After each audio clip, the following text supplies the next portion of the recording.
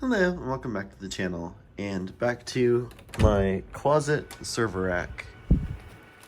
Now, I've done a couple of modifications, as you can probably tell just by looking at it a little bit. I'm going to go over all of those in this video, some of my plans again for the coming bit of time, and some of the things I want to add, some things I remove, the new things I obtained, like this, and just overall update you because it's been a while. It's been a few months, I believe. Circumstances have caused a lot of changes, and so I've kind of been really busy with that sort of stuff. I haven't even really gotten to touch the rack all that much, other than preventative maintenance and recovery. We'll touch on that a little bit. But anyway, let's go ahead and overview the rack real quick. So from the top, we now have a Raritan IPKVM to replace the two Avocents that I bought last time. This is an actual IPKVM. It's not some weird half managed, half IPKVM like the Avocents were, where you required some specific software. For all I know, they may not have even supported remote access. It may have just been switching the internal display. So who knows, but this new KVM just uses a Java applet, so I can easily run that on a Raspberry Pi as part of a whole network setup that I'll cover in a little bit. You'll notice I have these labels as well. This is Remu, which is the router running pfSense, the Dell PowerEdge R210-2. I believe we can just take this off, and yep, there's the front of it. Not a whole lot has changed since the last time. I think I covered the failure of the USB drive. I haven't had many issues since then. The only major outage I had was when this router decided to kernel panic, and when I rebooted, it would not boot up again. The result being that for some reason the display mode was changed to serial, or maybe it was serial the entire time, but basically it wouldn't even get to loading the kernel before crashing. So I don't know what the deal with that was, but that's fixed now. I've been trying to get an iDRAC module in here, but it's also being very temperamental, so we'll deal with that later.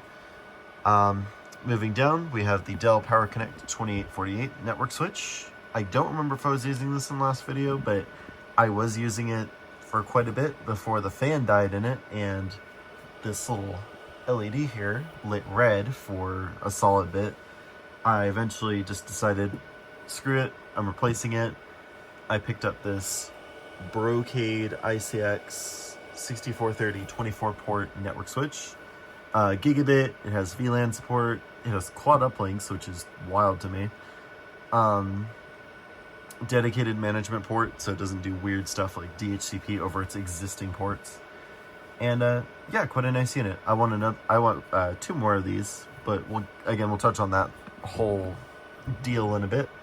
But this replaced that Dell, and it has been working flawlessly. As you can see, everything's blinking away there.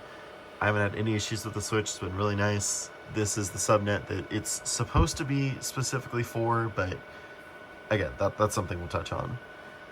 Moving down, we have the patch panel, of course. I moved everything off to the right because I had to take everything out and rewire it, and once again ended up with a blank keystone jack there, so it's not fully utilized. I want to get some covers for those so that the blank jacks, the holes are covered so that, dust and stuff doesn't get in. Not that it matters much with a giant hole here, where the Supermicro server used to be.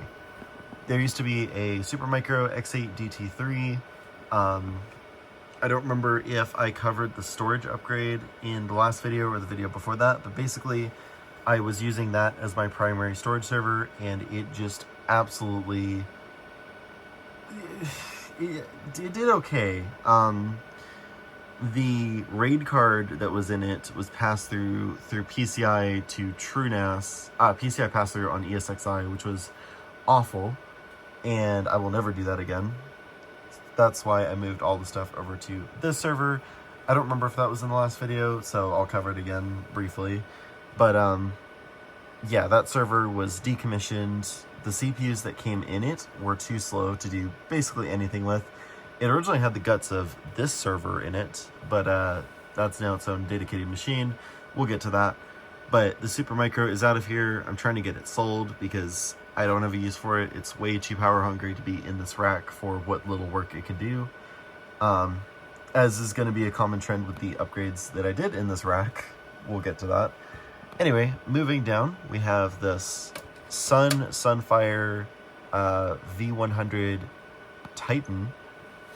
This server I got from VCF Southwest, and it was, I don't remember how much I got it for. It wasn't that much, but it's currently non-functional, and the reason for that is because the CD drive is not functioning. The hard drive that was in it came with Windows XP on it, which definitely is not supposed to run on a Spark CPU. So in order to actually get this machine functional, I need to swap both of those out, get a fresh install of Solaris on here.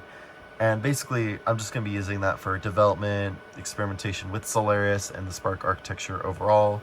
Because Spark is a thing that is still going, apparently, and I didn't even know that. So I'm curious to mess with that a little bit, mess with the Java side of it, even though I don't like Java all that much.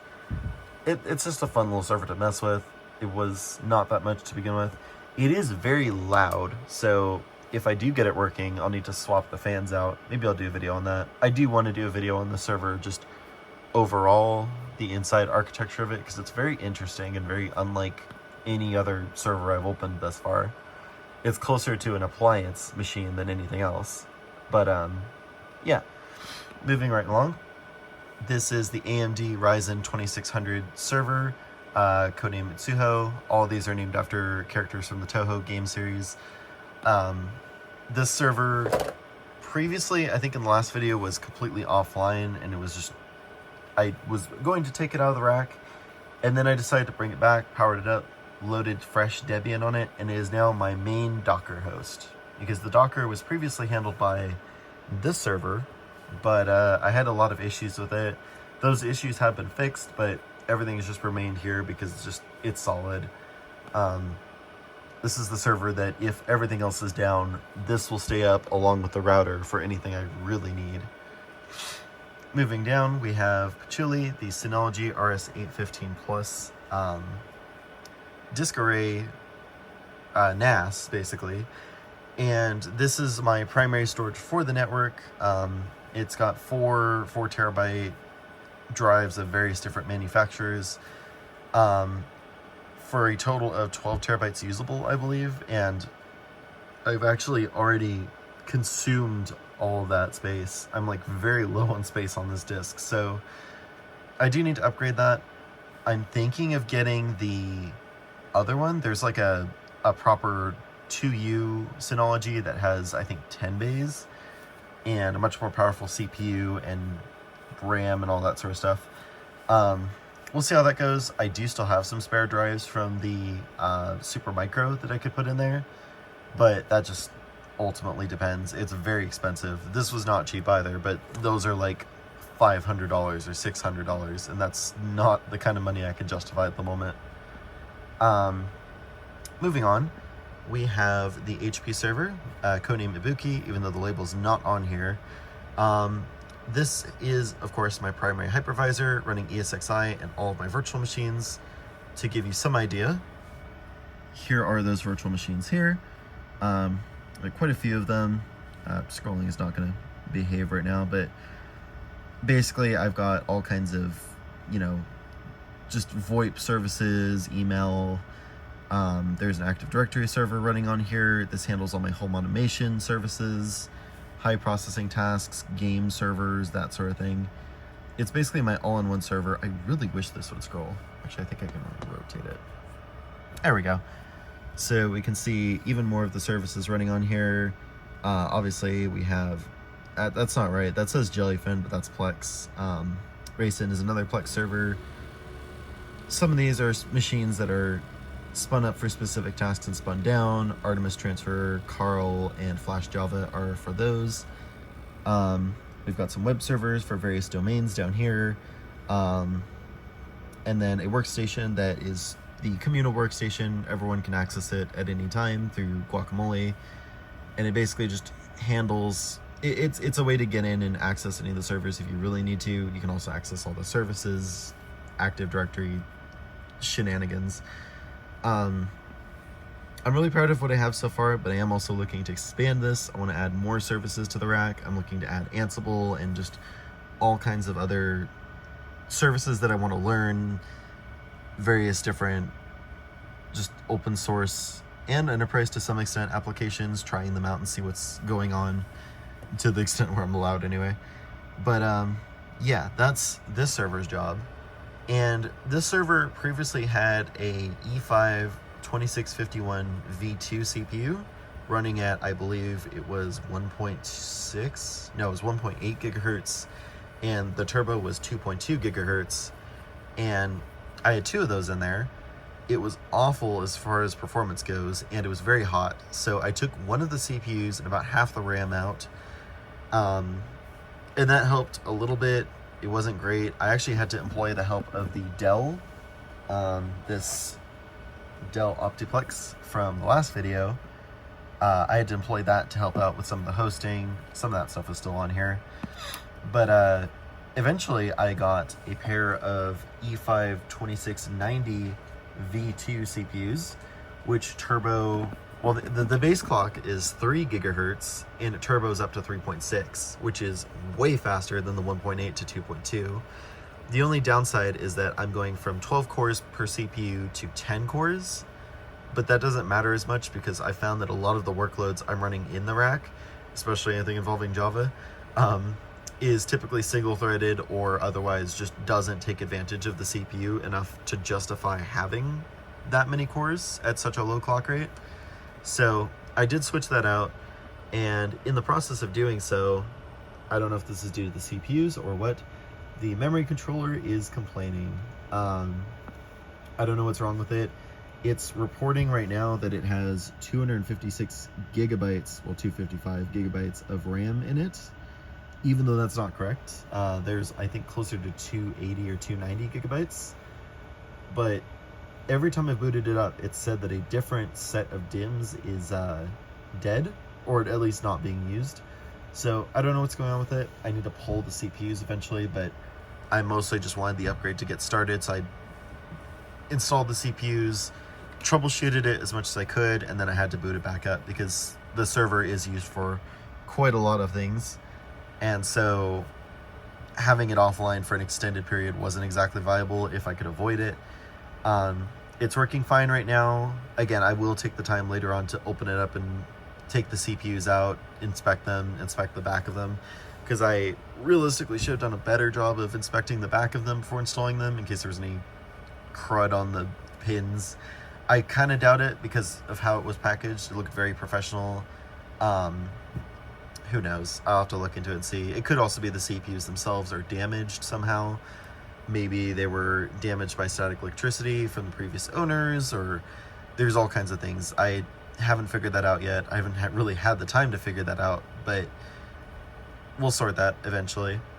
But other than that, it's been running great. I have all the servers running once again in this server.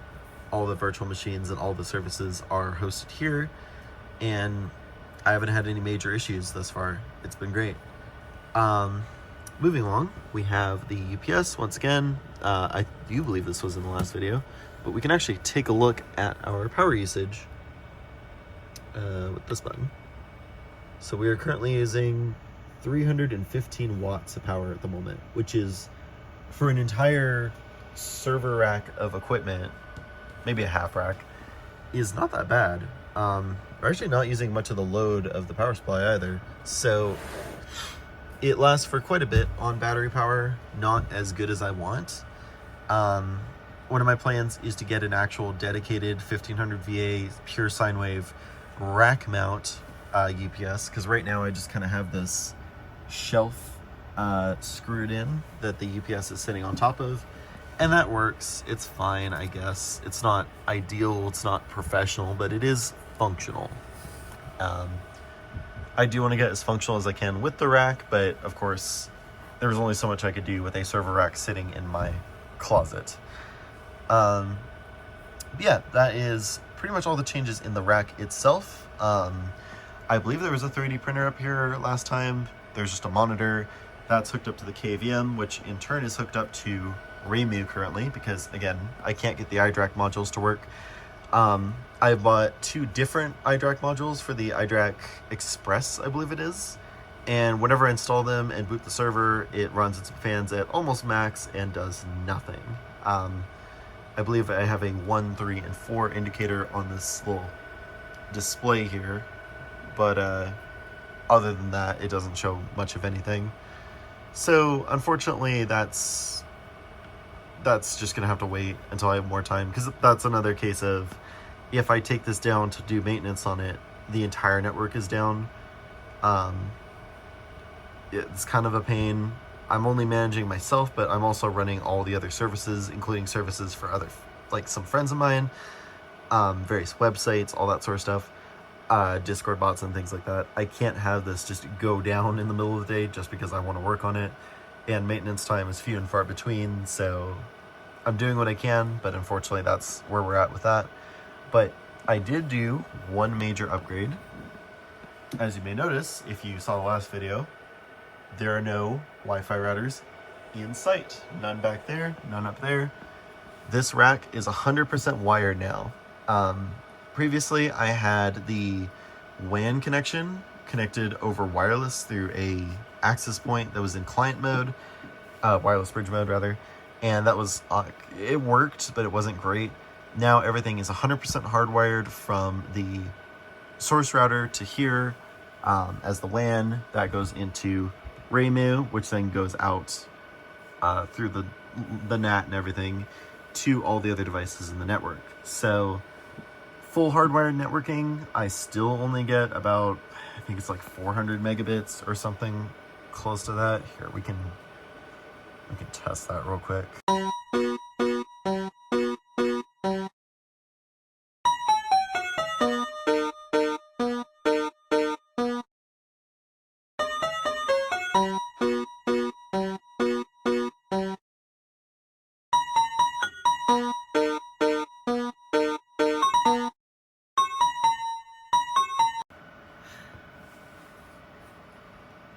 So anyway, the hardwired Ethernet made a massive difference in setting this all up.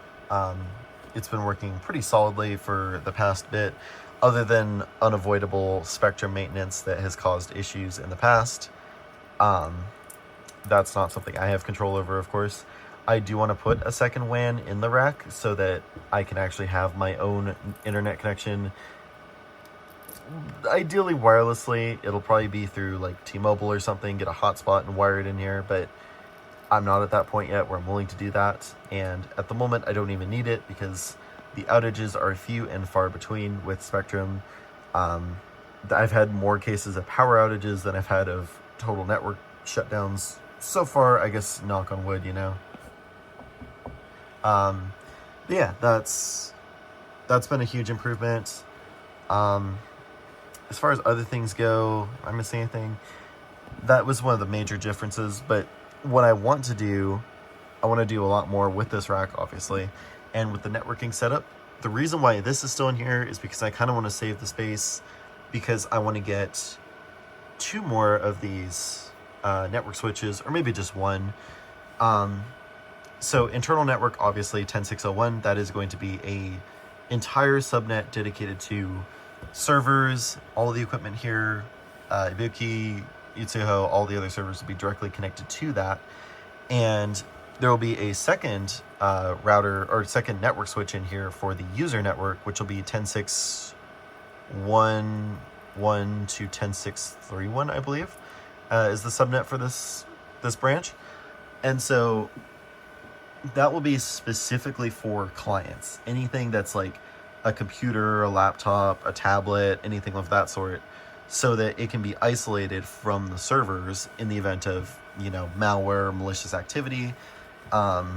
It's isolated to the user network and it doesn't hit the servers, because the servers will only be accessible through very specific avenues.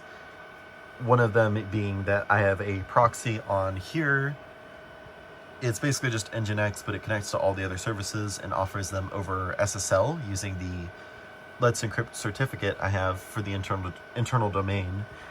And so that just makes navigation a lot easier, and it makes it so that all that these computers can access is that Nginx proxy.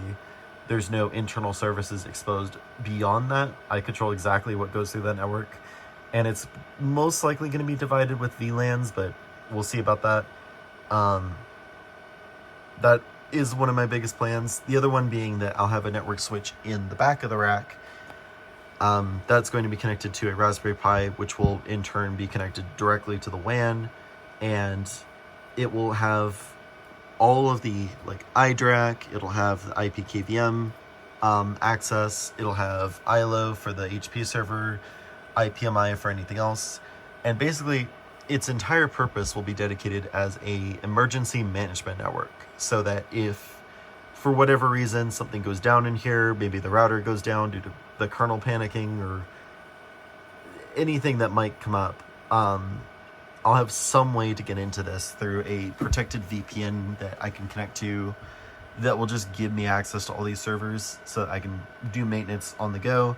Because the one outage we did have recently, which was kind of nightmarish, I had no access to the internals of the rack until I got back home, and by then everything had been out for quite a long time. So I want to prevent that in the future. I want to be able to at least help that in the future, and that is one of the steps I'm going to be taking. Like I said, there's going to be an internal, just a network switch, probably mounted in the back. I've got plenty of room in the back of the rack there, as you might be able to tell. Yeah, that's all that set up. And then I also want to, because I'm going to be moving, I think I've said that in the past 2 videos now. I want to have something that I can take with me when I go, so that I have networking, I have a full suite of applications and connections wherever I'm moving to. So I actually want to take the Dell, this Dell Optiplex here, and essentially make a data center in a box. So I'd take this with me, plug it directly into the WAN using the second NIC that is not in it right now, and use that to basically run ESXi. It runs all the services that I need where I'm going in a very small contained environment until I'm ready to move this entire rack. Because obviously that's going to take way longer. That's going to take an entire moving truck and just, well, a moving van, I guess. But basically I want to move this at the last necessary moment, because it's just a lot of pain to move around, and I'd rather keep it up as long as I can before I move, and then potentially even migrate everything to this in the new place so that I can just shut down the rack, move it, nothing goes down because everything's been migrated. No news about that currently, no ETA, but I will be doing a video on that whole setup. I'll be doing a video on the data center in a box, because I think that is quite an interesting idea. And it's also a good way to show, what's the most budget home lab you can build, just a couple of these. But that's for the future. I do also want to go over some of the stuff in the rack in more detail. Again, I have a lot of services running in here. I want to kind of cover those a bit. The internal structure, Active Directory, that sort of thing. I'd love to do a dedicated video to my Active Directory setup, but that, I feel like I'm not qualified enough to do a video like that, because at the moment I don't fully understand it either. But it is functioning for what it is. Everything is working A-okay. User auth is working, self-service is working. Everything is functioning as it should, and I'm very happy with it. But yeah, that's what's changed so far. Not too many changes, but a lot of major changes. This was a major improvement. This was necessary. This was a massive improvement. It's hard to state how drastic of a change that was, to go from such a low clock rate to such a high one for essentially what is the same power. I mean, it's not drawing that much more than it did before with the single CPU being maxed out essentially. So it's functioning, it's working good. This server is of course as reliable as ever. I love this thing. I want to get more. I should not get more of these servers. I should get like a Gen 9 or Gen 10, but those are very expensive, and I'm basically making grocery store money, so I have to kind of budget that. But yeah, that is it for now. Thank you all for watching. Hopefully we'll have another video out before several months have passed. But you all have a great night, and I will see you around.